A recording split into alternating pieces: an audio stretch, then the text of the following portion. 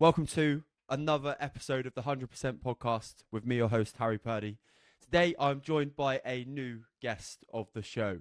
He is a confidence coach, helping you create confidence without limits and overcoming your limiting beliefs. He's also a photographer and filmographer as well. Welcome, Mr. Andy Casey. Hello, dude. How you doing? All good, mate. Thank you Awesome. very much for coming to the show today. It's been a long time kind of in the making, hasn't it, getting Yeah, this episode definitely, done? definitely.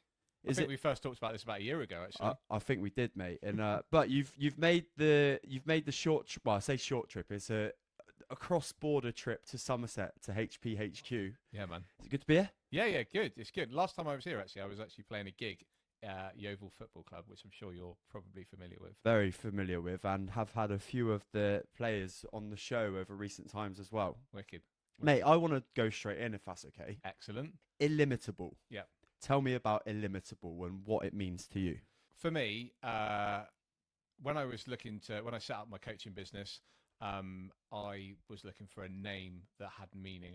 So many people out there, they've got a name for their coaching business or even a business. And I was looking for a reason for what my purpose for why my name was or who I was. And I was looking for all these different things. And, it's like these things where you're looking for a branding and you're looking for the right colors and everything. And I was just like, the name for me was really important, almost to the point it actually held me back a little bit. Really? Because I didn't want to just be Andy Casey, confidence coach. I wanted it to have a bit more meaning. So I was looking, and I kept on coming back to this. It's like, I want people to be confident, but without any limitations. So I was looking up like meanings and so forth, and I came up with this word. Or I found this word, illimitable, and the meaning of illimitable is basically to be without limits. So without limits, and I was like, that's amazing. Did the usual, domain search, Google search, and was like, wow, no one's using that. I was like, I'm having that. So yeah, so it was like the perfect description of what I'm about. Yeah, I really like the name.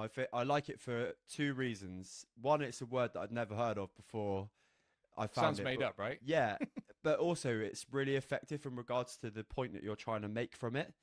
Now, with confidence, it's a funny thing, right? Because a lot of coaches, and you see on social media, like confidence comes through practice, and if you don't practice being confident, then you're never going to become it. And obviously, like I'm sure we'll go on to internal chatter and all those kinds of things shortly. But for you, Andy, what is confidence? So for me, I've actually branded myself as a confidence coach, and one thing that I kind of feel like I very nearly changed my title from being a confidence coach, actually, because part of what I'm about is creating that limitless opportunity. So for me, it's like putting your oxygen mask on before anyone else and putting yourself first without feeling guilty in the process. So having that confidence is taking those tiny little steps. And as a parent, I know too well that it's very easy to just do everything for everyone else and actually forget about yourself. So for me, that it's the confidence building that I work with people on is kind of actually working on their own kind of limiting beliefs and things that they can put to progress their own lives, which as a knock-on effect means, better relationship with your partner, better relationship with your kids. So yeah, so for me, it's like confidence is a stepping stone to success, really. It's something that I speak about a lot, and I have done recently as well. When it comes to Georgia, who I had on recently, one of the things that she likes to get across to her clients with dance was the expectations of when they go to academies or they get scholarships into big performance centers, what to expect. And for her, even though she was incredible and at what she did, she would still have those doubts in the back of her mind, right? So now it's her mission kind of thing to set her now clients and students up to be prepared for what to expect when they go to these academies. And then if I go back to Anna Marie Nutrition, who would speak about her challenges with food and why now she wants to go and coach nutrition and healthy lifestyle and healthy living to her clients. It all relates back to a personal challenge. And the Absolutely, same with me, like living 100% life and losing weight and now do it, like basically following dreams is something that I didn't do for a long period of my life, and now I'm sharing those journeys with other people. Is that similar for you? Would you say that you were ever an unconfident person? Wow. That's a long-winded answer about to come out. So my growing up as a kid, I was an only child. Yeah, only And child club, bro. yeah, only child club. But you know what? I had I was an only child, but I lived in this family where, and I wrote a song about this. There's a picture of my sister on top of the TV. She died when she was 5. Oh, mate, I'm So sorry to she hear. died in 1980, and I'll speed this story up because we don't want this to be part of a sort of X Factor type sympathetic story. But I grew up my whole life with my parents saying, "Oh yeah, no, we would always have had another child." But as a kid growing up, all I heard was, "But you might not have been that child," and I had this kind of lack of self-worth growing up. And my parents were awesome, my mum and dad would always do stuff with me and stuff. But my dad had a drinking problem, which resulted in 9 years ago having to have a liver transplant. And for me, I've totally resonated with, or sorry, I've totally sympathised with him as an adult, of kind of having that kind of like, as a kid, didn't feel like I had the greatest of self-esteem, greatest of confidence, and kind of was in this situation where my dad was always drinking and so forth like that, and these kind of like pain points that I had, and a lot of that, as I've got older, I've suddenly sympathised with the support and the stuff that he didn't have. So you'll know yourself, like when you're coaching with someone, or you're going through your journey. Right now, we thrive on a community, right? So like as a kid, when I was a kid, like my mum and dad never had that sort of community. So that kind of bereavement support, and my dad turned to alcohol and stuff like that. So for me, being able to support people in, having gone through maybe traumatic experiences, and even something as simple as like, some people have had knockbacks in, like I was listening to your podcast with what was the dance lady? Was it Georgia. Georgia? Yeah. Yeah. I was listening to that, and when she's talking about like knockbacks and getting told, by her year 3 students that she was living with, that were saying like, make sure you wear makeup, make sure you do this, and it really resonated with me because as I grew older, I had this massive love for entertainment, and one of my biggest knockbacks I ever got as a kid was being told that when I went to my careers advice was, what do you want to do when you grow up?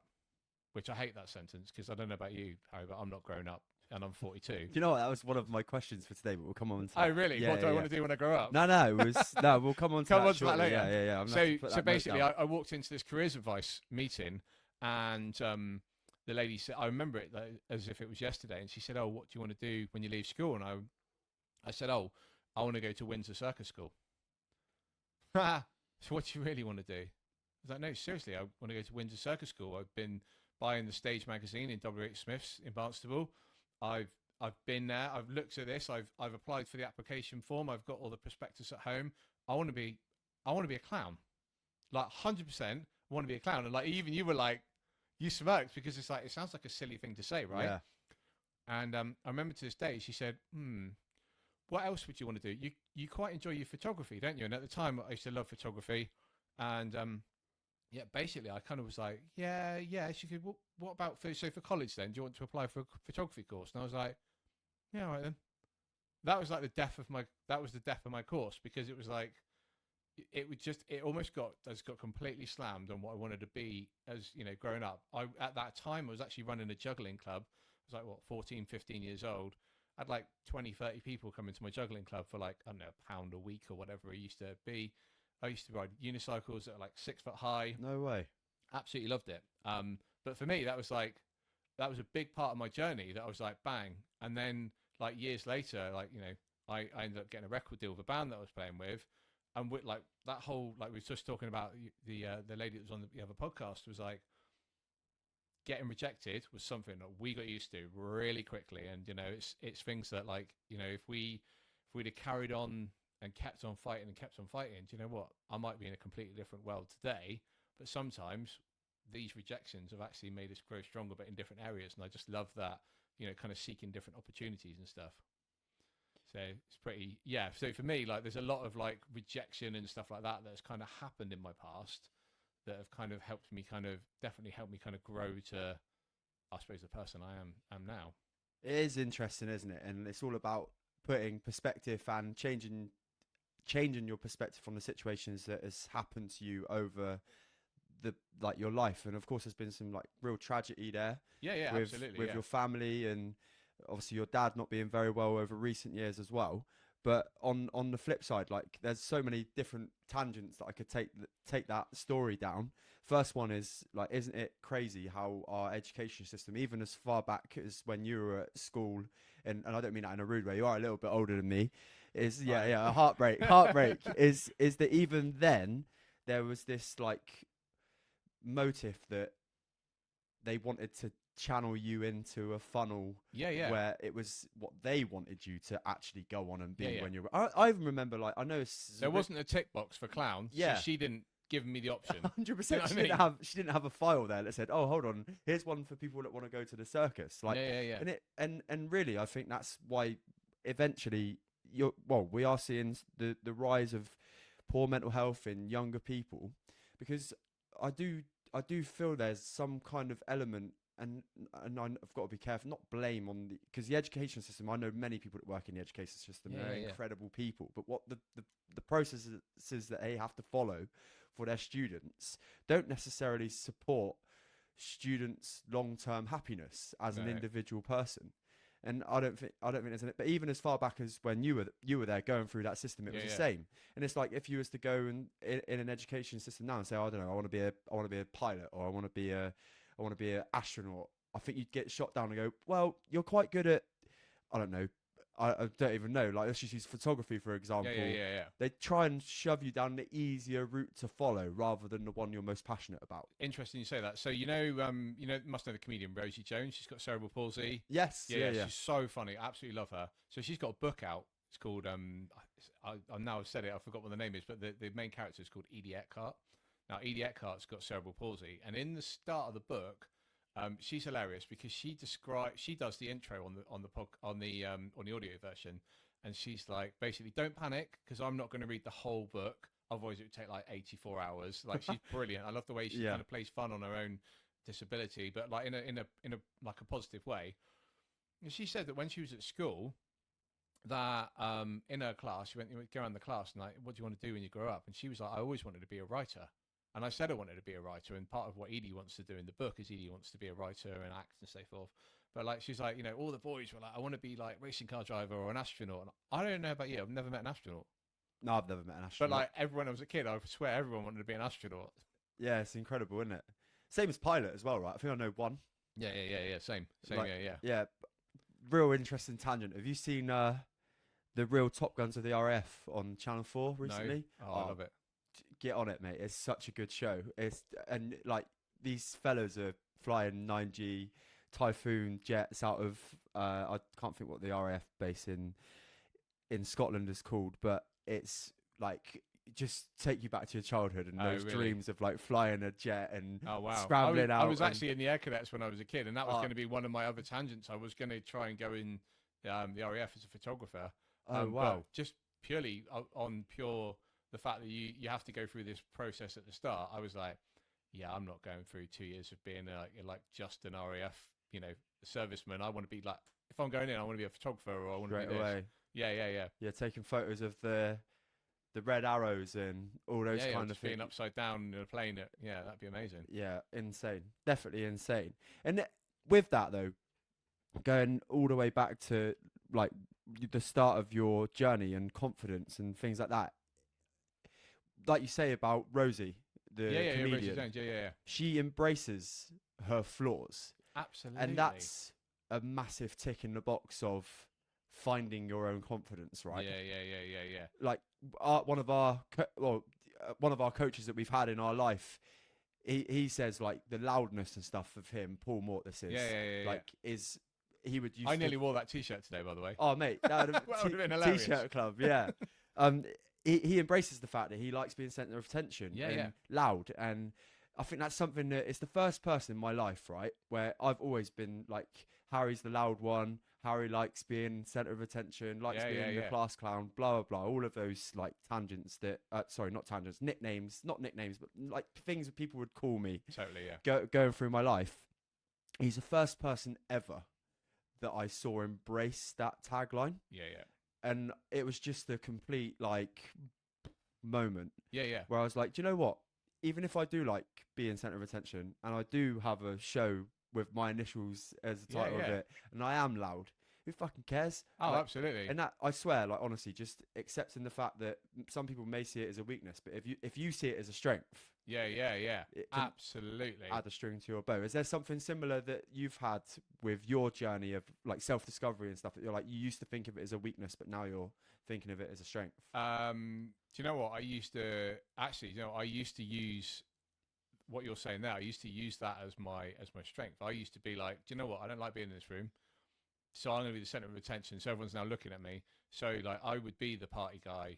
I would be the guy that was like. And funny enough, I went on a stag do last week, Oh yeah, nice. and I don't drink for obvious reasons. And Butlins, so it was a proper classy stag do, and I wasn't really part of the gang. And do you know what? For the first time, I thought, I don't care. I That's don't care. amazing. I love being in my own space. Like, you know, when I talk to people about, you know, meditating twice a day and like journaling every day, some of my friends are like, what? But do you know what? The people that I tell that then do like kind of step into that, like, so I find meditating really, really hard or really weird, or like I find journaling really hard or really difficult. Like, how do you do it? What do you do? And like, you know, just taking people through those steps of why I do it kind of makes me, for me, it's so much more comfortable in my own environment. Don't get me wrong. You give me a crowd of people, like I know I did a talk up in Taunton a little while ago. Love being in the center of attention. You know, I play in bands. I love being the lead singer. I love being, you know, on stage. Love that. But you know what? Also, I also sometimes have used that as a kid was kind of a bit of my silliness, maybe being a bit mischievous. Kind of that was kind of my way of going. Like, do you know what? I'm not comfortable in this situation. Yeah, So it's it was funny, kind isn't of it? yeah, you know, it was kind of quite interesting that a lot of the things that scare us most are the things that motivate us the most as well. You know. Yeah, it's mad, isn't it? And I've always got this. I want to call it like a complex. So most people, when they meet me for the first time, whether it be on like dates or This isn't a date, by the way. yeah, is it not fuck? Yeah. I'll go put the flowers back then. Yeah. Oh, what? Yeah, there you go. But whether it be a date or I get somebody in I've never met in person for the first Yeah, time, yeah. and I just sit them down in a chair or get them on Zoom for a podcast or whatever the situation may be, even like with my professional work as well, they're always just the comment is like you seem like such a confident guy, Yeah, yeah, yeah. but they don't know that sometimes that's the portrayal of confidence at Hundred times, percent, 100%. and you don't. Where I'm going with the complex is I am a confident person, Yeah, but sometimes that confidence is like an outer confidence shell as well. yeah, yeah, Like, yeah, yeah, so because I've practiced the art of being confident enough, yeah, even yeah, if I'm not confident, I can go, I can just fucking wing this yeah, yeah, today. yeah. Is that something that you teach the clients that you work with as well? That even if you're not feeling confident, you can still somehow get the strands of confidence to eventually put in a confident performance or a confident day at work or whatever it may be that they're trying to work on confidence with. Yeah, so I use various different kind of techniques and kind of through my kind of coaching training and so forth I've done over the last couple of years. I qualified as an NLP master practitioner, so neuro linguistic programming. So kind of using a lot of visualization with people, and whereas I would say I would differ from a lot of kind of coaches to kind of like a mentor, is obviously as a coach, I'm kind of getting them to draw the answers out of themselves. And I think sometimes when I say sometimes because there's a bit of generalization there, but a lot of people will actually, they know what they want. They just need to kind of confirm what they want, and giving themselves the confirmation of what they want or what their outcomes are or what their desires are, that gives them the pathway then for them to go, do you know what, actually, yeah, I want to do this. And if I do this, this, this, and this, I can then grow to do these various different, you know, goals that they want. I mean, I was just talking to someone the other day. They were saying now, oh, I want to get on social media. I want to do lives. And it's like, well, they're like, but I'm not confident to go on and do lives. And it's like, well, actually, like, you talking to me right now, what's the difference? So it's like, well, why don't you go and do a live with someone that you know? And they're like, oh yeah, cool. And like, it's just like, it sounds really silly, but sometimes it's really tiny steps. And the littlest, like, kind of, you know, reframing a situation can make so much difference to people. But I think when I'm working with people on the kind of confidence level, a lot, you know, I've had a few people say, oh, what do you do confident speaking? And I'm like, well, no, but by the end of it, you should be able to just stand on any stage. And because I believe that we've all got it in us. It's just building your purpose and finding your reason for why you want to do what you want to do. Don't get me wrong, standing on stage isn't for everyone. Don't get me wrong, I look at myself, and my wife's exactly the same. My wife's a Zumba instructor. Before my wife was doing Zumba instructing, I could never imagine her standing on a stage and talking to an audience. But I went to her Zumba class a couple of years ago. Well, actually, I say a couple of years ago. It was about a year ago, actually, with my daughter. We went and sat in the back, and I'm watching my wife, and I'm watching her smile on stage. And I was like, almost I'd seen this like new lease of life from her. And I was like, wow, like she's like so confident on stage, but I couldn't imagine her standing in front of an audience talking. But you put her in that dance situation, and for her, that was her expression. And again, that's the same thing with music for me. I write my own songs, but ultimately, the most music I play these days is function gigs. I know that everyone's going to love the songs because that's what people get booked for weddings and so forth for. But there's so much of it that you can kind of draw out from your own experiences, and it's like just turning those negatives into a positive. And that's something that there's a particular technique that I do with people, where they'll think about a particular thought or feeling, and then we'll just turn that feeling around, and we'll change that thought from that negative feeling into a positive feeling. And I've done this technique with a couple of people before, and one particular guy messaged me back, was just like, I worked just about to go into a meeting with work, and he said, and I literally did that. I did that technique that you said, and I went into the meeting just like buzzing because I was like really nervous about the meeting, and I had that negativity. But actually, just by changing the way the way I was thinking, the way I was feeling, it made me feel better. And sometimes it's just a mindset shift, as you well know, when it comes to fat loss and losing weight and so forth, changing your mindset on your why you're doing it can make so much difference to that journey. Definitely, mate. I think that's a really well put across thought, and again, like so many great avenues to take the conversation down. The first one that I links to a post I saw this morning, which was from Stephen Bartlett's podcast, Diary Never of heard a of him. CEO. Yeah, He's only just started out his that's podcast, right. Yeah, isn't he? he's not that big, not compared to Are this you going one. to get him Anyway. on this one? Hopefully, mate. One day. Why Cool. not? Dream big, right? Yeah, exactly. Positive thinking. Yeah. But he on it. It's I don't know the female's name, but she's talking about visualization, and basically they took some bodybuilders out of the gym for 2 weeks, and they got them to, I don't know how true this is, and I know that some of his clips can be a little bit clickbaity, right? Yeah. But we're going to go with the story anyway. They took them out of the gym for 2 weeks and got them to visualize being in the gym. So like they would sit there, close their eyes, and imagine lifting and moving the muscles and tensing the muscles and whatever else it was for 2 weeks.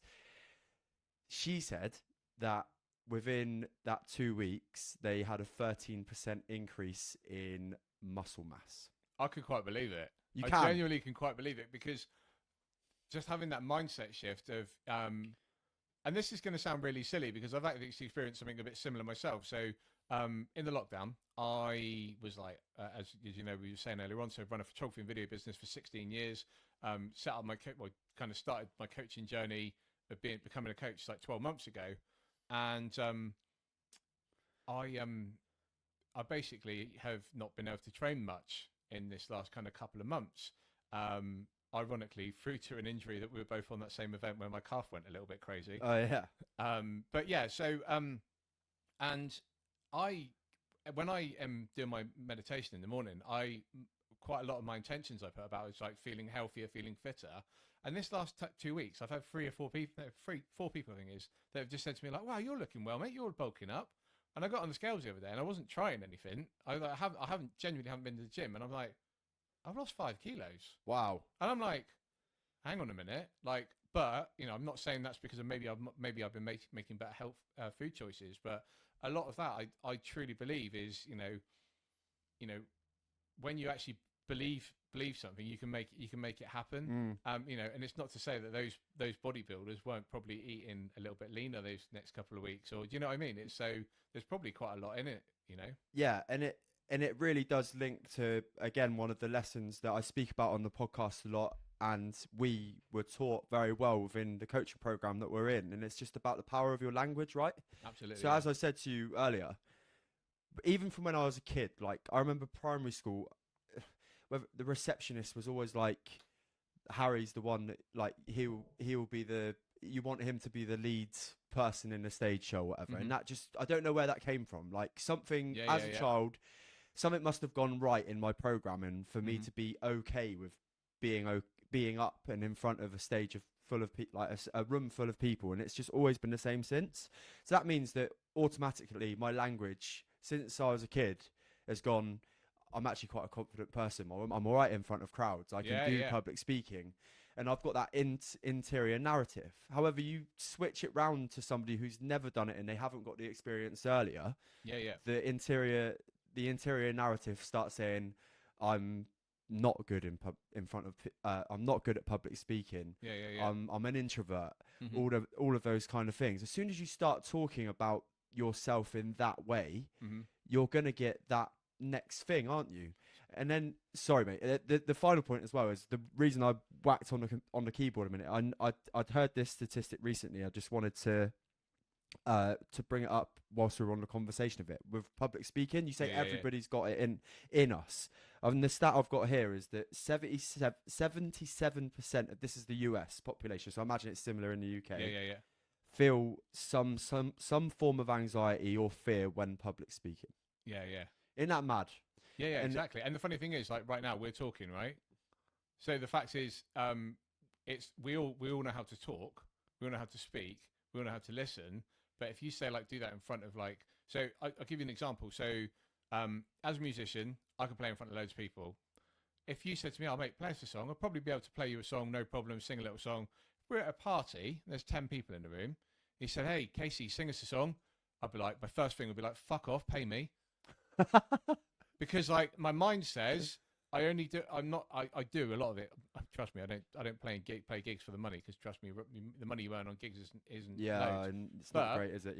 You put me in that small, unsociable anxiety mode of 10 people, and I'm like, whoa, hang on a minute, 10 people can judge me, but do you know what? If 200 people judge me, I don't know, because there's a barrier between me and an audience, and they're all looking at me. Whereas if I'm in someone's house with 10 people, it's going to freak me out. And it's interesting that the way you kind of approach these situations. Yeah, for sure. And it is that kind of, I think for me, it's being uncomfortable in a situation that, that actually for me, I feel comfortable with loads of people. But like, if you put me in a smaller situation, I'm completely uncomfortable, One of those situations that, like you're talking about there is, for me, like I said, complete narrative in my head that I'm good with public speaking. I'm all right putting content out. Like, obviously I had to get over that originally, but now it's just like routine. Like get clip, make clip, whatever it is, bang, out it goes into wherever it goes and whoever sees it. Recently, I don't know if you've seen, I've started coaching Sherborne Town Ladies Football Club. I did see that actually. That was on my social media stalk. What do I not know about Harry? There you go. Yeah. And there it was, one of those things. And one of the first ever, so I helped out with just coaching to begin with. I was first team coach, and now I've just been made manager recently. I remember in the cup final last year, the county cup final, the manager at the time was like, "You're doing the team talk today." Cool. Obviously around like, she knew that she was leaving, I think setting me up for what was to come. But I was like, fuck, like. Yeah, like what do you say? Yeah, literally. But I've managed men's teams before, been in, I guess, higher stress situations than that. I know that I can talk in front of people, and I know I'm pretty good at motivating a team of whatever, whether it be men or women.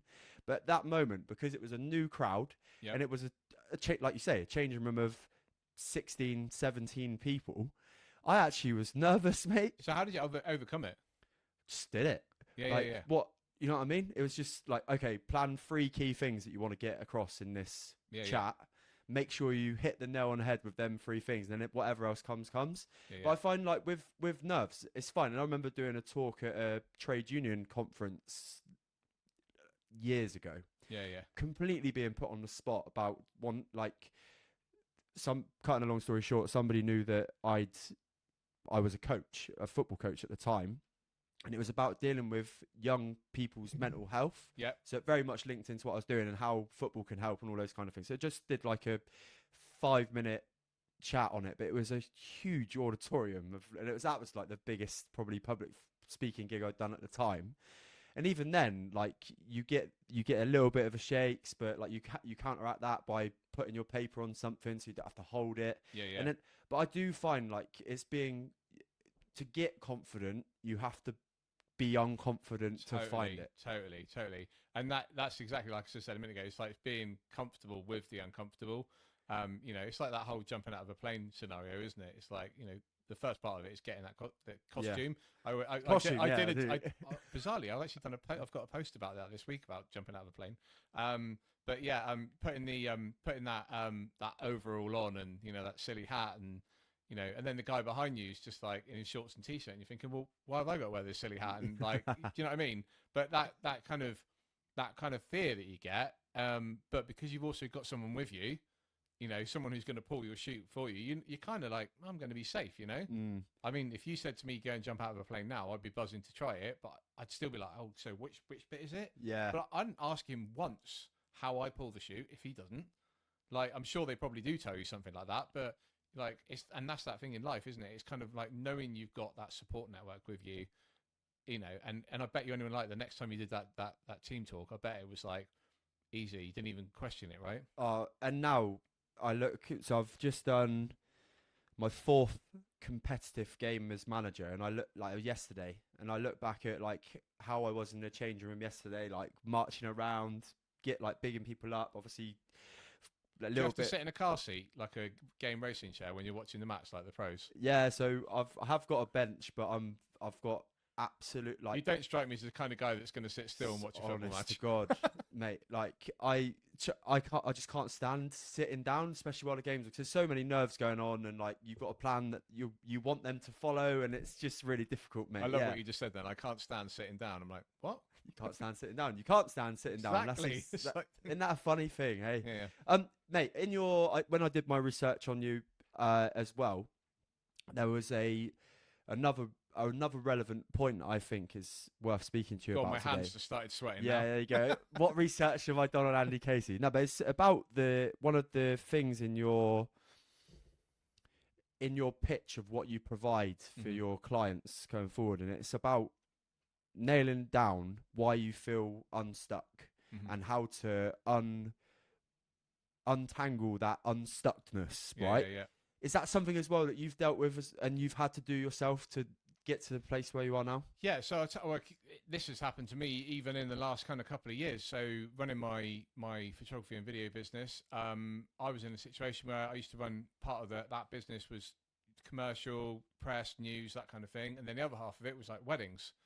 I was going to weddings, I was coming home from weddings, editing weddings. I was just stuck in this, like, I wasn't enjoying it. I wasn't loving it. There was no passion in there whatsoever. Because just to act like, and this is no disrespect to anybody's wedding, right? But as a photographer, you're going to an event where people are expecting you to be as happy as they are. Yeah, exactly. And I mean, like people say to me now, oh yeah, you know, do you do weddings? Oh, good money. And I'm like, yeah, the money's great, but do you know what? This has been something. It's weird because a lot of my friends that I know, they're quite motivated by money, and I've always loved the creative process. So I love that creative process of capturing the right images, capturing the story, and I love that storytelling. For me, I love looking at, like, you know, the way stories are created, and that for me transpires into my coaching as well, because I've spent years working with people on capturing their stories, and now as a coach, I'm now working with people, like, with them telling their stories, and it's like, wow, this is like absolutely amazing, and I find it so humbling. You know, I've had people that I've worked with that have just been talking about, like you're saying, about being stuck, but you know, I've talked to people that have told me things that they've, just because I've given them that space to be free and know that it's a safe space to talk, and it's you know it's confidential, and they just release that unstuckness of, like, do you know what? Yeah, this happened to me when I was, you know, 30, and like me and my wife fell out, but I never let this go to rest. Or, you know, someone said this to me as a kid. I mean, like, I'll give you an example of my own one as a kid. My school report, science teacher, uh, I can see where this the is going lights are already. on, but no one's home. Oh wow. Can you actually imagine if a parent in what year are we in, 2023, Something like that. actually wrote that, who received that in a school report? Like, that's what, like, my teachers were saying about me at school. So can you imagine how I felt about myself as I was a kid? Like, I wasn't interested in science. I don't care. Like, it's no interest to me. But like in my 40s now, I'm totally inspired by loads of things in the world because of the way it's delivered to me.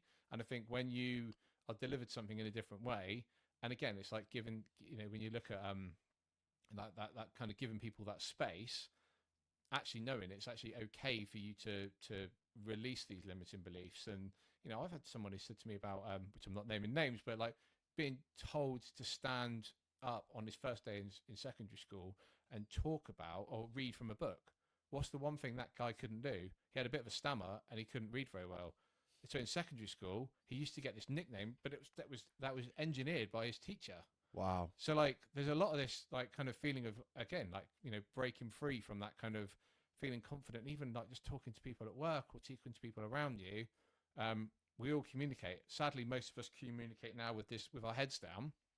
But even still, you know, it's just breaking that kind of barrier of those things that have kind of been, you know, stuck in our lives. Yeah, and it's kind of it's amazing to see the change in people. So amazing. Yeah, incredible, mate. And so one thing I'll get some value from you for the listeners, because I'm sure somebody's listening to this going, shit, like this is hitting home. Yeah. I've got some self-doubt. I want to improve my confidence. What are the three biggest things you would advise them to try and do to improve improve their self-doubt and their confidence? Wow. Weirdly, this same guy I'm talking about, this is the one thing I told him. I say I told him to do because I never tell anyone to do anything, but I'll, you know, kind of give people some. That sounded like you opened a beer then. Yeah, no beers. Dr. Although Pepper Zero I'm only. not going to lie. I'm going to the listeners can't probably. Oh, they'll see it if you're on YouTube, but it says on there, Dr. Pepper new taste. Is that not the bravest marketing ploy ever? Because Dr. Pepper tastes amazing, right? Yeah. So if you're making a new, I'm not going to buy that. Really? But it says new taste. So, what did I see? I read this is how sad I am. I read an article on 10 of the worst marketing. What's the word I'm looking for? Ploys. Yeah. Let's go for ploy. Ever, and it was to do with Coke. Oh, really? Coca-Cola. Coca-Cola are geniuses in marketing. But they failed because they said that they changed their taste and basically, like, you can Google it. There were protests outside No way. Coca-Cola HQ. Yeah, they fucked it, and people wanted it back, and they reinstated the old taste. Whether they did reinstate the old taste or not, like, this is exactly it, right? Yeah, Was yeah, it yeah. just we've done a new taste, completely different? Yeah, Let's yeah. get people kicking off. Whereas Cadbury's, on the other hand, changed the shape of the Cadbury's bar, and now it tastes wrong. Do you think? Yeah, it doesn't taste right. What other ones is there? Like, so, like Mars and like, obviously back in the day, I don't know if you remember, Mars and Snickers were different, weren't they? Yeah. Marathon was the Snickers, wasn't There it? you go, yeah, and everybody goes on about that, but it's obviously now Mr. T's involved, and Yeah. I mean that's the most well-known. Well, got to be one of the biggest well-known adverts of all time, right? But yeah, sorry, massive tangent on advertising there, but yeah, no, it's still nice, mate. Like, honestly, yeah, it's still nice. Dr. Pepper Zero for the win, and if they want to sponsor me, they're more than welcome. Well, that's what I thought. If we get a bit of branding in here for you, 100%. amazing. Yeah. So for me, the big thing for me is, and yes, this is going to be a bit cliche, but it's gratitude. Yeah, nice. So one of this particular guy I was working with was saying to me, you know, I had this particular issue, and we talked about what went right on this situation. And he was, oh yeah, this happened, that happened, and I was like, cool. And for me, like, just if you know, when I talk about journaling on a daily basis, I've got my own journal that I've created and so forth. But just by, if you had a piece of paper and just wrote three reasons to be grateful every morning, like I guarantee your mindset will change. And like if someone wants to try it and prove me wrong, then I don't know how I'd prove their mindset hadn't changed. But just having that little moment, and I do it myself. I mean, if I had my journal with me right now, well, actually I do. It's in the car. Amazing. But I was to this morning. For me, one of the things I was just grateful for my wife's love and support today. Yeah. And like as soon as I said that, like I felt warm and like it's amazing. And the reason I feel grateful for her love and support is because I'm going to do a job in London. She's at home with my daughter. So we've got there's lots going on at home and so forth. My daughter's just started a new school, so it's like me going away and working puts a lot of added pressure on her. And as soon as you start to think about these things, you start actually thinking, well, do you know what? I'm going to London to do this job today, and I'm going to do it well. Yeah. Because like I want to provide for them. I want to do a good job.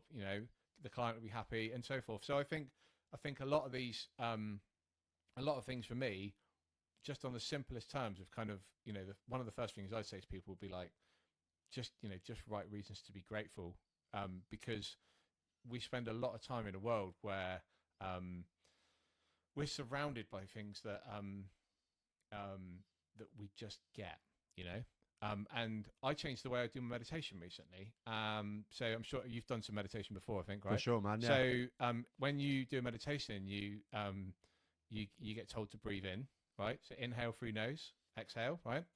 I did a meditation with this guy very recently, which I've started working with, and he talked about receiving the breath, right? And as soon as he talked about receiving the breath rather than breathing in, I was being given the breath, and now I'm grateful for the breath, not. Do you know what I mean? So for me, that reframe of like, oh, actually, do you know what? I'm not just breathing in air, I'm receiving air.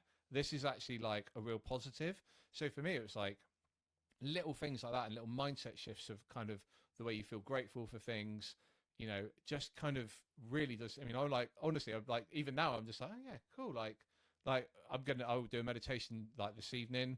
And it's just like little things like that you kind of receive those, that gratitude. It really changes your mindset. Yeah, it's crazy, isn't it? And fundamentally, that's down to where you're directing your trail of thought, right? Which then goes back to the point we made earlier around the power of your brain and how it works. I went on a coastal yomp run thing on Saturday, and like it was in the Weymouth area. We've been to Weymouth, cool. And like I don't know if I'm sure it's the same where you live as well. Like there are people there that go, oh, it's shit around here, blah blah blah, and you. Like, if you speak about Weymouth, it's like, oh, Weymouth's rough as fuck, or Yeovil's rough as fuck. And I was literally in between Weymouth and Durdle Door. I'll get the photo just so you can see. So you Love can Durdle Door. Get the reference of, oh, it was incredible, mate. Get the reference of what I was talking about. Like, I literally was just stood at the top of this hill, and like, that was my view. Wow. And I was you look really different naked. Yeah.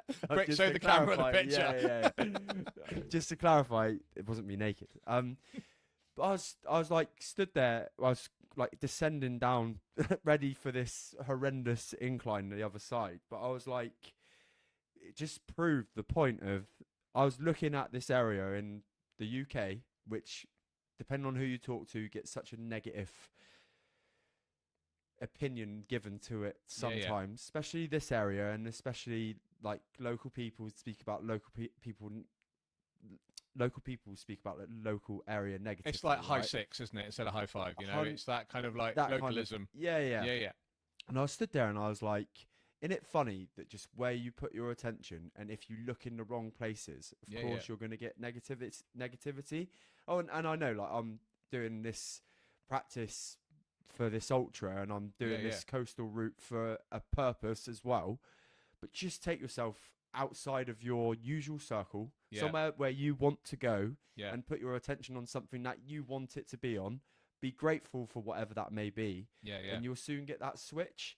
But like without turning it into a negative chat, like it is. If I'm sure you've got people in your circle or your life that they're constantly moaning about the same things or the same people. Just gonna say when my band was signed, we were signed to a label like 99 2000. Were you born then? Yeah. Oh, good. Yeah, 92. Good. Yeah, I had to think about that for a minute. Sweet. Yeah. I feel old now. So basically, so Tom, the lead singer, we used to go to London. What was your band name? Well, the band name was Tom's it was Tom's band. Tom was basically a solo artist, but we were a band. We we were called like Merc, I think. Merc. So MERK, but it was the Tom Ewing's band effectively, and we did really well. Went to the States, recorded in like the best studio in the world. Like, you know, like we're sat in a studio where Led Zeppelin have recorded albums. Like Wow, Prince man. was had recorded in those studios. In fact, we went out on the break to play basketball, and Macy Gray and Norman Cook walked past, and I'm like, "That's cool." I remember Macy Gray turning around and going, "Hey, how you doing?" And I was like, "She actually does sound like Mud Simpson in real life." So, quick quote. Sorry, Macy Gray, if you're listening to the podcast. I'm assuming she listens. Yeah, to the she's podcast, a big right? listener actually. Thought Yeah. she was a big fan. So anyway, so Tom and I used to we used to go on these like writing trips. So we'd go up to London, sit in the studio, work for like a few days, and then we'd like go off and do some cool stuff around London and stuff. Which basically most of the time just involved, you know, going out, getting hammered, coming back, and then writing songs about it basically, and various different stories and stuff, which was amazing, like an amazing time in my life. Anyway, I'll never forget it. We used to go Junction 27, turn back towards Tiverton, and as we were driving towards Tiverton, Tom and I would joke, be like, "Fucking hate that sign, fucking hate that road. Tiverton's a shithole." There was nothing against Tiverton, but it's just the fact that our perspective of where we were before, we loved what we were doing, and it was, you know, and actually in hindsight, as I've got older, I'm like, "God, I quite like Tiverton." Bizarre. Anyway, fast forward, haven't seen a lot of Tom over the years. He's been all over the place. Met up with him for lunch last week, right? So Wow. this is how fresh this story is. Met up with him for lunch, and he's basically doing a university degree. And part of his university degree, he's doing a lot of. We won't get into this debate because I'm not sure whether either of us will probably know the right answer. We're talking about all the people coming over from Calais, right? So he's doing a lot of research about refugees, and he's just been over to Camp Calais to kind of volunteer. And I'm like, wow. And he's telling me all this stuff, and he's like, you know, this lad turns around to him and says, "Oh, you know, bye Tom, I'm going tomorrow." And he's like, "Oh, cool." And Tom was like, "Fuck." When he says going, he's going to try and get across the border. Like, wow. Like, illegally type Yeah, thing. yeah. Like they're trying to get on a boat, jump in someone's lorry, you name it. That's what they're trying to do. And he said, you know, you've got kids there like 13, 14 years old. They're on their own. They're on their own there. And I'm like, ooh, wow. That's pretty hard hitting to hear. And whether you agree with why they're coming over or whatever, you know, kind of irrelevant. But Tom was talking about it, and I said to him, I said, "I bet when you got home and you drove towards Tiverton, I bet you didn't think it was so shit then, did you?" And he went, "No, mate, I didn't." And that's the thing, you know. We used to say this thing because of the way we felt, and it was kind of that, oh, you know, coming home. But like you say, when you change the way you know you think, act, and feel about things, it makes such a difference. And you know, that again for me, a lot of this comes back to gratitude. You know, I'm sitting here in your studio at the moment, and it's like, you know, we take a lot of things for granted, and actually when we start looking inwards, you start realizing where you are around you, and it just makes so much difference, you know. Yeah, I completely agree, and I think I was speaking to Harvey actually last week about it, and he's 24, mate. Wow. 24, and Shit. I was like, so the year I got signed to a record label, Harvey Hope was born. there you go, there you go, and Wow. and what's mad about Harvey is that I am on a relatively early start in regards to personal development or whatever wanky thing you want to call it. He's even further this way, but without the training and the like research into mental health and how your mind works and all those kind of things, I still could be one of those people that thinks negatively about every situation, thinks negatively about, and it's just the way I think of it is like expanding your bubble of like and your peripheral vision. Yeah. The more narrow focused it is, and the more you like really like the Eye of Sauron, right? Yeah. The Eye of Sauron turns, and it's like obviously it's looking for the ring, but with human beings, the Eye of Sauron, everybody's got one, and it'll constantly try and focus on the next negative thing that it can pick up on. Like, it's like horses and blinkers, isn't it? Yeah. If they didn't put the blinkers on the horses would probably go batshit crazy. They put the blinkers on, and guess what? They're focused on the race. yeah, exactly that.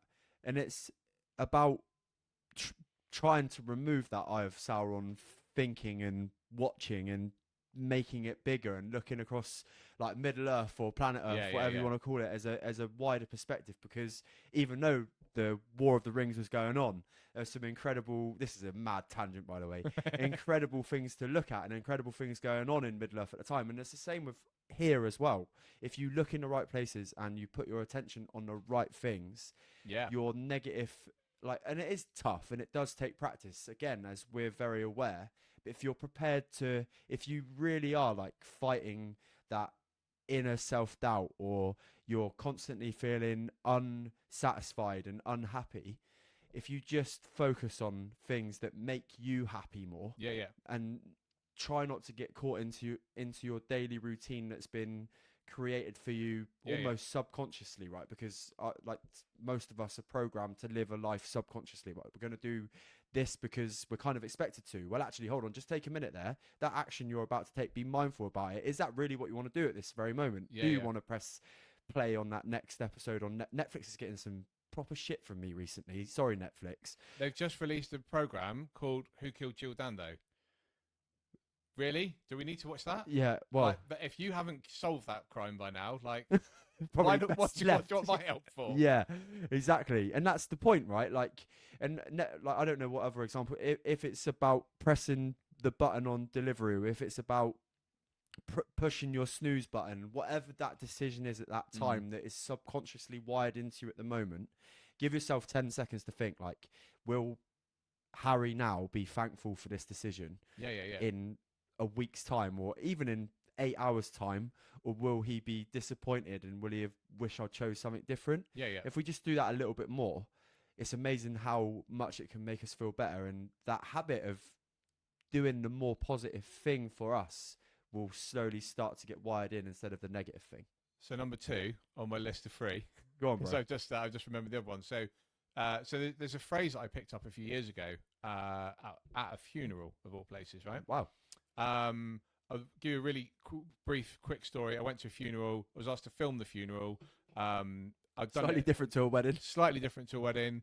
So went to this funeral, filmed the funeral, and the lady whose husband had sadly passed away. She does humanist ceremonies and so forth. And it was actually a real honour to be asked to do it, because she's like very spiritual, really lovely lady. And he was a musician. I like totally resonated with his story. Just such a lovely guy, always like touring and so forth. Great vocalist and a real great storyteller as well. So when she asked me if I'd, and I know she wouldn't mind me telling you this. So when she asked me to do it, I was like, okay, cool. Right. I've filmed funerals before, but like she didn't want just like me to film it so that relatives could watch the ceremony. She wanted me to come to the house, and her partner was going to be in the coffin in the house. Right. So at that point, having done a lot of media stuff over my life, I'd been to road accidents. I've done, I've photographed things where bad stuff's happened. I know I've seen dead bodies before, but I've never like gone, okay, cool. Tomorrow at 2:00, you're going to see a dead body. I was like, wow. But like, I didn't see a dead body. I saw a guy who'd had a fulfilling life, had done some amazing things. So she said, oh, I'd just like to have a little tot of whiskey with him and say goodbye. And I was like, wow, yeah, cool. So she said, would you mind doing some filming? I was like, yeah, cool. So she kind of opened it up, and it was really lovely because her and her... Why opened it up? You mean the casket? Yeah? Opened it up. Yeah. It was weaved out of willow, and her husband's ex-partner had weaved the coffin together. Like where in the world is like that? To me is where like, so one of my biggest things is, which was going to be my number 3, but I will come back to it, and that is love. And so for me, where in the world does that barrier for love, that you're like, actually, I'm going to weave this coffin with the person who also loved him, right? Beautiful moment. So anyway, she lifts it up. Oh, that is She lifts it up, thinking. opens it up, and I'm just like, I look at him and I'm like, wow. I just went, hey buddy, how you doing? I was like, wow, I really love the pin you got on, and like, I don't know whether that was like we were just saying about that confidence thing of walking into that room and just getting it done, and it was that was my defense mechanism. But when she had a little tot of whiskey and she gave him a kiss and she put that lid on, and I just thought, do you know what? There's a couple of things for me. I was like, I'm not afraid anymore. I'm not afraid, because like that for me, that acceptance of leading a fulfilling life. I didn't see a man that had just been passed away from an illness. I saw a man who had like years of stories an amazing life. And I was like, so we did the funeral. One of their friends took the ceremony. It was beautiful. He went into you'll love this. He's a touring musician, so he went into for his last gig in the back of a white van. So he got picked up, and it was a dirty old van, and they'd written in the back of it, "Chris's last tour." It was just beautiful, mate, absolutely beautiful. But that's not where I was going with this story. There's a phrase I picked up at that funeral, and apparently it was a phrase I believe that was said within their kind of like friendship group and so forth, and it was that magic isn't found in perfection, Mate. and like for me, what the most beautiful thing is that, and this was what I was saying about number two, we have so much of our lives, social media is telling us to do this, have that, the amount of friends I know that buy the next TV, but yet they still watch the same shitty Netflix program on it. Do you know what I mean? And it's like, we're always striving for something that's bigger, better, faster. And for me, like, just, start, would be a big thing. We're just like, we don't have to be perfect, I asked my daughter at Christmas, what was your favorite thing about Christmas, darling? And she said, oh, when we went for a walk with the dogs, and I got water in my wellies or something like that. I was like, shit. She didn't mention one Christmas present. It was time. It was that. So perfection for her was that, just being with her. And it's like, well, actually, these material things, you can't take them with you, and they'll still be bloody compost when we're gone. So for me, it's that whole, we don't need to strive for this ultimate goal, this ultimate thing all the time. Like, start looking at what you've got around you, and like, again, for me, that comes straight back to gratitude again, man, because you start thinking about like, well, like, what have I got, and the third one for me, which we were just saying about it would just be for like whether it's love within your family or your friendship groups. It's kind of what love means to people. And like, one of my I've done some work on kind of working on my core beliefs, and my core belief is like, one of my core beliefs is love. And that's because I've spent years feeling like maybe like I wasn't accepted as a child or growing up, in these stages of my career maybe. But then when I look around me, I'm like, I've got my wife, my daughter, we adopted my daughter a few years ago, which is probably a story for another podcast. But she's got her own complications and so forth. But like, when you start looking around what you've got, and like, I've just in the middle of, have you read any of Jay Shetty's books? Haven't, mate. No. So he's got one on relationships, and it's really weird. The first couple of chapters of the book, I was like, oh my God, it feels like I should be alone, because he was talking about solitude and being on your own and so forth. But what he was getting at is like, when you can appreciate like yourself and the love that you've got for yourself, then you can then kind of go outwards and so forth. So for me, like, that's that kind of self-love for me is like a really important thing, and I just think it's just so I love being in that creative mindset of just like, creating opportunities for myself, my family, and now working with other people as a coach. I mean, some of the results people have said to me, and do you know what? I haven't done any of it. I've just asked them some questions. I've helped them uncover some limiting beliefs.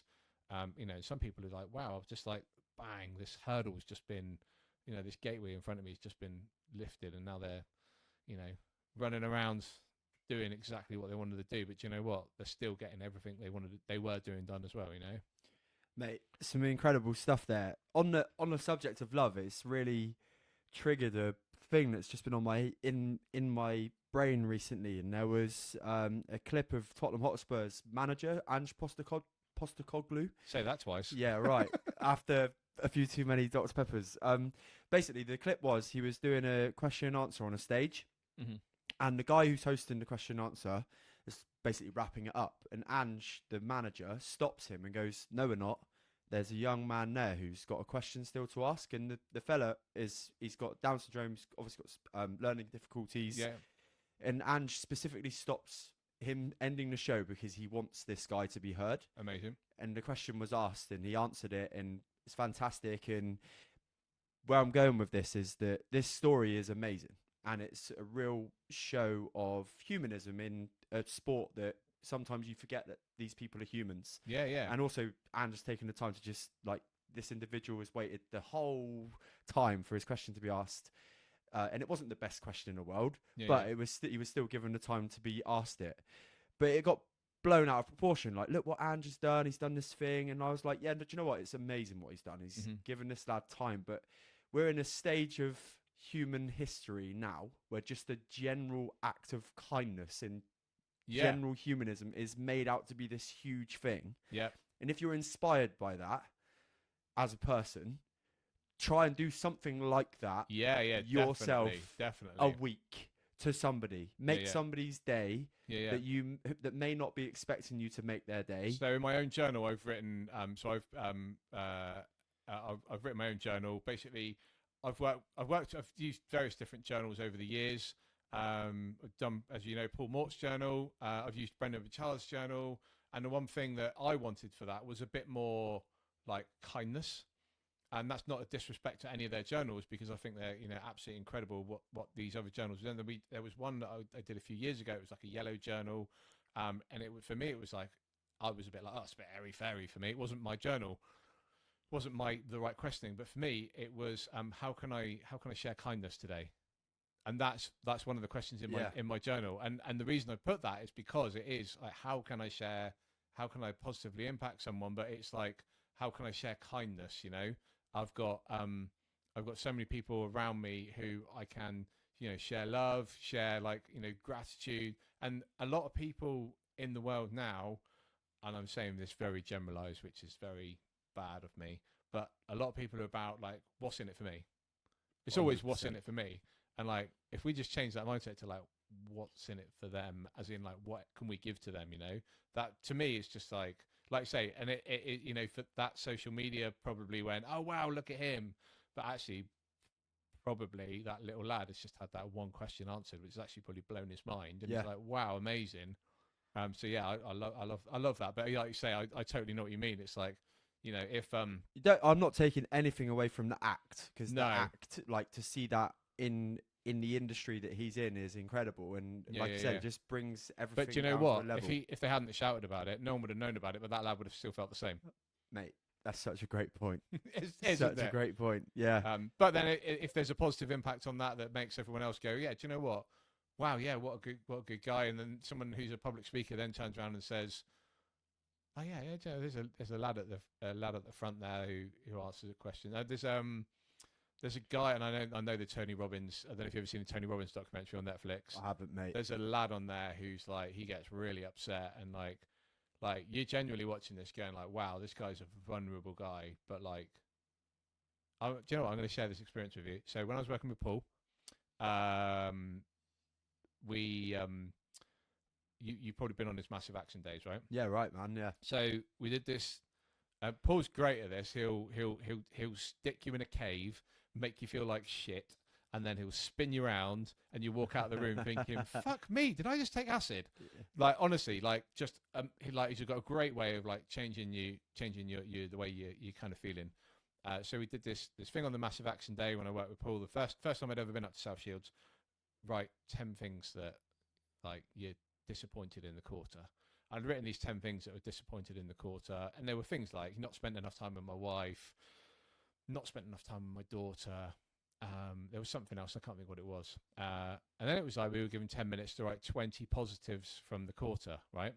So we sat there writing them down. And but on the negatives, on the disappointments, he handed the mic up, and we had to kind of like talk about and tell everyone our top 3. So I told my top 3. Was like, yeah, everyone, like, he'd put some rubbish music on, so we're all feeling pretty depressed. Like, as he does, right? And this is the most powerful part for me. So we're writing about all these positive wins from the quarter, right? So I had to write 20 wins. So already I know I've got to write 20 more than I've written the disappointments. And I write these 20 wins down, then I had to pick top 3. The mic went round. We go round. Some of them were like, oh yeah, I took my boy to see this football team, or took this, did that. And I stood up and I was like, I can't remember what the first thing I said was, and then the second one was, and then was just had breakfast with my, oh shit. And they were like, "You right, mate?" I was like, "Yeah, I just so I had breakfast with my wife in London," and I was like, "Fuck, what? I can't control myself." I was like, these positive wins were destroying me. Like you can see, my eyes have just gone a bit now, right? and my positive wins were my biggest disappointments. So the fact that I'd spent that time with my wife in London having breakfast was a really tiny time. It was like an half an hour in London. But my biggest disappointment was I didn't spend enough time with her. But it turned out that one of my biggest wins was actually spending time with her. And then I went to go and say the last one, and I was like, I was sobbing like a baby, mate. Honestly, I was. I was like, and then like they were like, Ray, come on, Andy, you got this, Casey. And I'm like, yeah, cool. I was like, yeah, and me and my daughter went to Tintagel and we ate a pasty the size of our head. Like, because if you've ever been to Tintagel, they do these pasty shops there. They're like, pasties are huge, right? Yeah. And I was just like, God. Like, the guy next to me, Ollie, I remember it, like, patting me on the shoulder. I was like, mate, you're amazing, amazing. And do you know what? Broke for lunch and stuff. Do you know, not one person in that room came up to me and went, oh, you fucking penis. Because that's how I felt at school. Yeah, yeah. Everyone in that room, like, there wasn't anyone in that room who didn't come up to me and go, oh, proud of you, mate, well done, you know, you got this. Mate, I felt so silly. But as soon as they started coming around the room, I was like, oh my God. Like, I'm in a room full of people who are like me. They respect me. They appreciate me. And you know what? They can totally resonate with my story. And there was a room full of dads in that building, you know. And I know my mate Roger won't mind me saying this because Roger's in a WhatsApp group with me, and Roger said, "I'm glad you went, mate, because if you didn't, I would have gone before you." Mate. And it was like it's that thing, isn't it, that we spend a lot of our time looking at the negative things in life, you know. But actually, then when you start to look in, you know, so you know, I was only saying to my wife the other day, you know, if we went out and stood out on the road and started looking out, we'd be like, oh yeah, they've got a nice house. Ah, they've got a nice house. Cool, look at his car. You turn around and look up the drive, you're like, fuck me, I've got a nice house, I've got a nice car. Isn't it mad? And you're like, oh yeah, I've got a nice TV. Oh yeah, I've got a log burner. It doesn't, they are material things, but you actually realise that, oh, actually, I've got my wife, my daughter, my dogs, like I've got like everything I need. I'm like, wow, actually, I don't need to get influenced by a lot of this negativity in the world. And one of weird tangent from this, one of my biggest motivators on a lot of my coaching is, I don't know if you know this statistic, and it's probably not completely right. There's like 87 million people in the UK, right? There's over 8 million people in the UK on antidepressants. Over 8 million people in the UK. And I'm like, well, I was shit at maths. I can't work out what that is a percentage, but it's a lot, right? It's a lot, right? Yeah, 11%. So I'm like, I'm not happy with this. We're looking for we're looking for a fault on something all the time. And, you know, there's so many people out there that just by little mindset shifts don't have to be on things like antidepressants and so forth. And if I could just have like a tiny element to help some people, like, you know, that's just an amazing thing. And if I can help someone in the future not be in a position like my dad was, where he maybe turns to alcohol because there isn't that support network, or there isn't that person to talk to or share those experiences with, because, you know, having, and I say confidence, but having that confidence to actually even sometimes ask for help is the biggest hurdle, you know. And so that's just kind of like, that's kind of what I'm about. And, you know, I just, yeah, mate, I'm smiling now because I'm just like, I just love it. I love helping people just change their mindset and kind of making them feel more confident, you know, making them skip. Yeah, man, 100%. Andy, I think that was a really, really, really amazing way to start wrapping up the show today. I always end the podcast with 2 questions. One of them gives you an opportunity to let the listeners know what's coming up for you. Cool. And the other one is just a tradition that I like to ask at the end. Cool. So firstly, mate, what's coming up for the rest of 2023 for Andy Casey? Well, so for the rest of 2023, I'm actually in the process of writing a course as well. So one thing I work with people on a one-to-one basis, but I've also realised that, and I'll give you like a really brief on this. So I do a discovery call with people, right? I realised the discovery call scares the shit out of people. So I was like, well, could I create something to help people leverage that moment of being like in that, like you said, about being stuck, to actually being, whether it's working with me, whether it's working with you on or someone like a PT basis or something like that, that can get people from that next step. So it's kind of, I basically have this course that I've kind of written, basically called the Fuck It Mentality. Love it. And the idea, I basically trialed it with a few people, and the whole idea of it is just basically kind of breaking down those barriers, and a lot of those barriers that people have got on a day-to-day basis that they're like, actually, do you know what? Taking that first step, even getting on a dating app scares the shit out of people, So just kind of helping them kind of have that little bit more of like self-worth and so forth. So I'm kind of in the process of kind of putting something together at the moment with that. I did actually, I'm a massive believer in manifestation, and if I tell you about it, you won't tell anyone, right? Go on. Cool. So the other day I applied to be a speaker at the Mind Body Spirit Festival. Yes, mate. Paul McKenna, who I absolutely love, I think he's an absolute, if you haven't read his book, Anxiety, amazing book. I've actually put in an application to be a guest speaker on that talk. Whether it will come off or not, who knows? Who knows? But yeah, so I'm just looking at working with more people. Do you know what? I just want to, whether it's kind of turning up to kind of corporate events and doing some talks. I've got loads of different tools within like NLP and like confidence training that I've done. That I just want to share with people. And like say, if I can just change people's mindset on that tiny little step. Yeah, and also if this obviously hasn't already come out, I'm also going on the Harry Purdy podcast. Yes, brother, love it. Yeah, mate. I've literally loved chatting to you today, mate. Thanks, man. Been ace. And then the final question for the 100% podcast today is, what is the greatest bit of advice you've ever been given? There's two answers there. There's the silly one, and then there's the Go on. sensible Well, one. we'll take silly because we know Andy Casey likes to be silly, so we'll get the. It's got to be playful don't eat answer. yellow snow, right? Don't eat yellow snow. Yeah, love it. And then the serious bit. Do you know what? I'm actually going to go. I've already told you this as well, but it is that lesson that I learned on that at that funeral. Yeah. That magic isn't found in perfection. Mate, I think that's such a great point. Like, honestly, just like my hairs go off my head when I say it, because it's just like we're in a world, aren't we? Like everyone wants a fast car, and you know what? I drove here today. I didn't drive in a fast car. I still got here. Like it just, we don't need to be perfect. Mate. Yeah, that's it, man. It's a really, like, honestly, it's a brilliant My hands point. sweat Yeah. when I say that. It's mad. Yeah, it's amazing. It's an amazing thought, and I think we can all, if we just all take a step back, we can see that. We know that it's true. Yeah. But just sometimes we need to be reminded on it, right? Yeah. And from like a personal experience, I spend a lot of my time, comparing myself to other musicians, other photographers, other videographers, other coaches. We've worked with a very successful coach. I instantly start going, well, am I going to be as good as Paul? I don't need to be as good as Paul. I just need to be me. Yeah. Do I need to be as good as this person? I don't. I just need to give my value and show what I do and help people along the way.